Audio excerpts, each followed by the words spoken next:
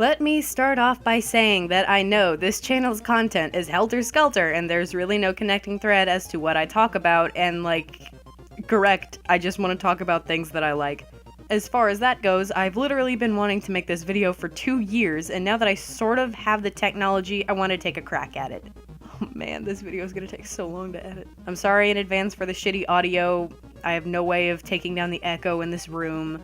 In addition to that, I am getting over a cold, and I have no pop filter on my mic, so I'm sorry. I'm so terribly sorry. Oh man, Jinx is gonna talk about Portal again, huh? Aw geez. Look, man, this channel is a hot mess. It's a My City Now type situation. I do what I want and complain about niche shit that nobody remembers. Or, in this case, a genuinely great game that is now only remembered as the funny, haha, the cake is a lie game because Valve doesn't know how to treat its properties. But that's a topic for another day.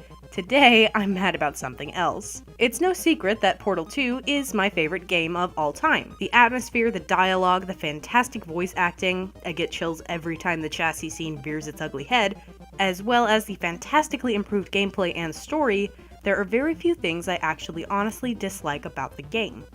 If you want to play the game before you watch this video, which I highly recommend by the way, please go ahead. Experience the puzzles, gameplay, and story for yourself.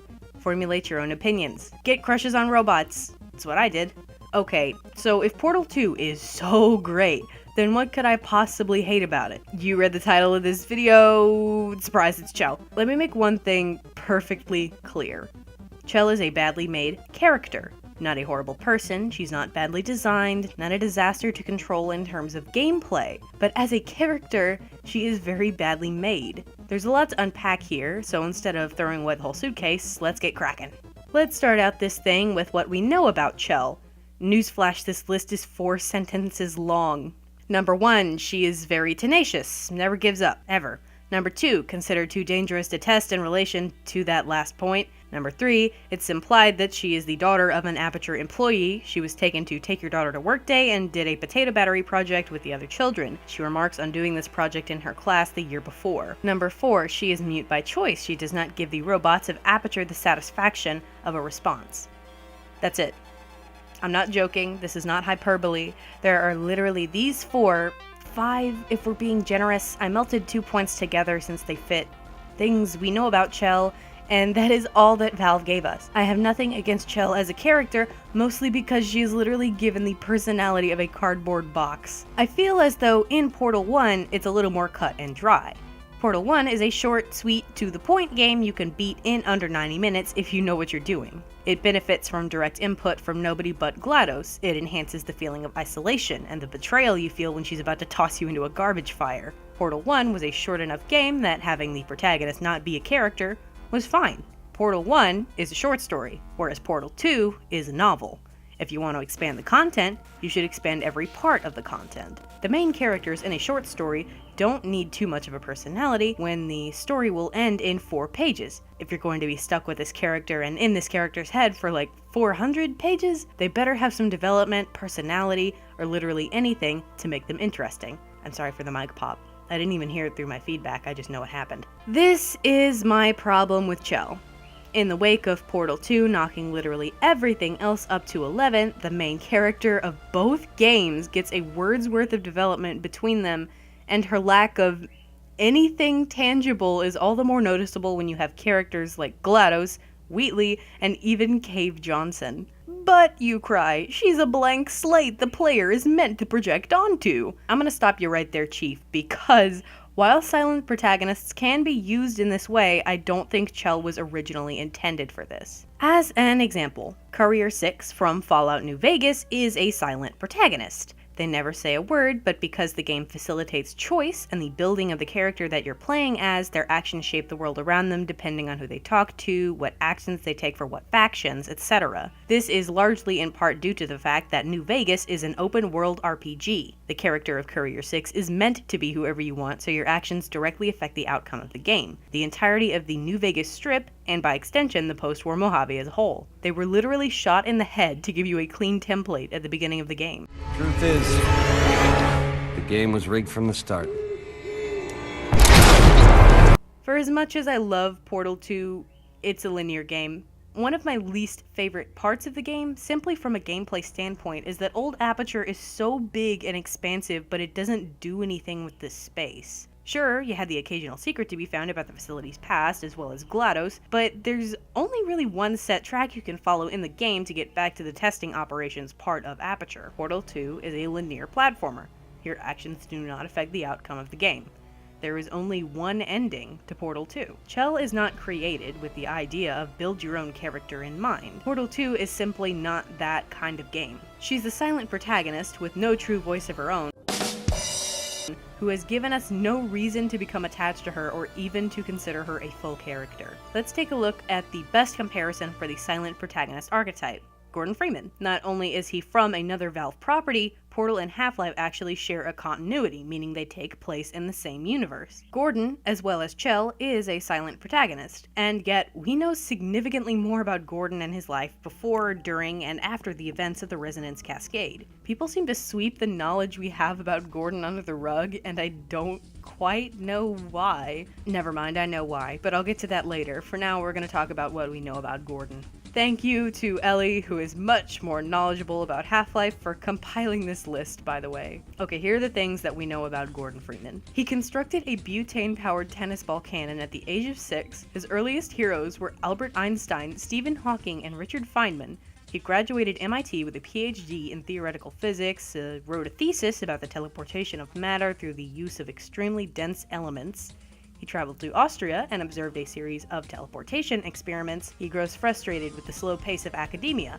He loves progress and is very passionate about teleportation technology, enough to look for a job outside of the education sector. He wants funding to go towards civilian applications of astrophysics and quantum computing. He has an interest in horror fiction. If the books in his locker are considered as more than simple Easter eggs, he would race through the air vents with his friend Barney Calhoun to retrieve Kleiner's keys whenever he locked himself out of his office. According to Episode 3, Gordon feels enough pity and compassion to resort to mercy killing if required. Not canon, but considering it's Mark Laidlaw's word, it's important. And he is canonically mute and does not talk very often, as evidenced by Alex and Breen's observations towards him.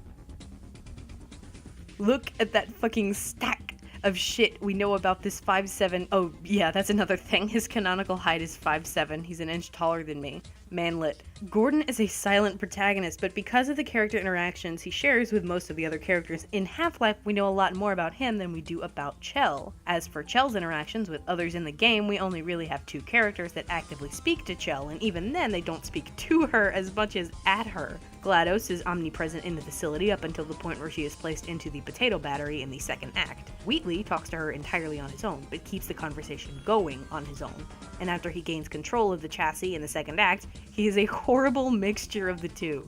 Neither of their words are really to be trusted in terms of things they tell Chell, and even then they don't really talk about or to her as a person. We have GLaDOS taking passive-aggressive jabs and calling her garbage, and we have Wheatley telling her that being adopted is terrible and that she's fat. What fantastic character development! Huzzah! The reason I made this video is how perplexed I am that people love Chell and to a minor extent seem to have a strong distaste for Gordon. Like, if you like Chell, that's fine, but with taking her apart, not as something to project on, not as a concept, as the actual character that Valve put in the final version of their multi-million-dollar game, she's a bad character, Todd. Okay, final thoughts.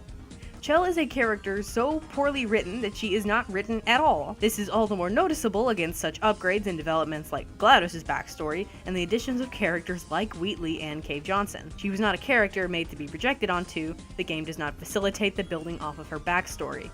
It gives us the most baseline implications of a backstory and fails to elaborate on them. And in a game where a character that was simply a power-hungry mad AI was given such a sickening, appropriate, and wonderful backstory, that's just unacceptable. One more thing before I go. People within the small Portal fanbase actively state that Chell is a better character than Gordon Freeman despite the above points. Deadass, it's because Gordon is a white dude. That's legit the only reason people say that. He's a white dude and Chell isn't. Like, okay.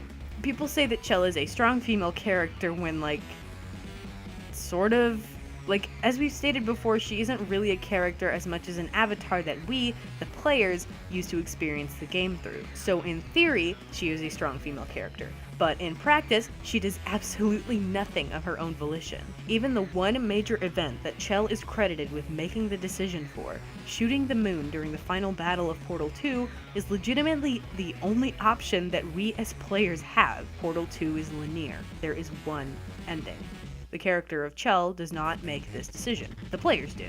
And on that same token, do we really want blank slate we can project onto to be the hallmark of strong female character? She literally is not written enough to be a strong female character. She's the bare bones idea of what a strong female character can come from. People like the potential that Chell has to be a strong female character. They like the ideas that they've made for her in their head, not what is actually presented to us in game.